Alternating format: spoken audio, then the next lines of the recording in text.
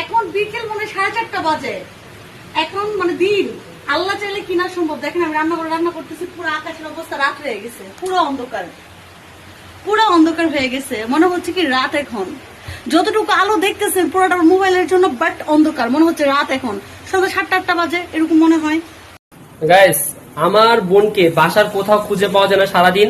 আর সারাদিন যখন আমি না পাই তখন আমার বোনকে একটা জায়গায় আমি খুঁজতে আসি, সেটা হচ্ছে রান্নাঘর। আপনাদেরকে দেখাই আমি, এই যে কি করো সারাদিন রান্নাঘরে।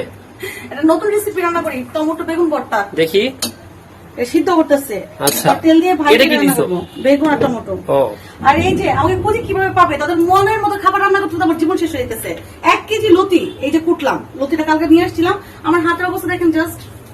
ঠিক আছে, আমার না একদম রান্না করতে ইচ্ছা করে না, বিশ্বাস করেন। আমার মন থেকে জানেন আমি শুয়ে থাকি, কিন্তু তারপর আমার করতে হয় কেন জানেন, তোদের জন্য। এখন দোষটা আমাদেরই দিবা। এখন দোষ হচ্ছে আমাদের, ঠিক আছে? আমরা খাই কেন, আমরা মানে এটা কেন খেতে চাই। তুমি খাও না? আমি খাই, খাও না, বলো তুমি খাও না? আমি খাই অল্প অল্প গাইস। এর অল্প অল্প খাইতে তো মোটো হয়ে যাচ্ছে। এখন যাবি ক্যামেরা নিয়ে রান্না করতে দিয়ে।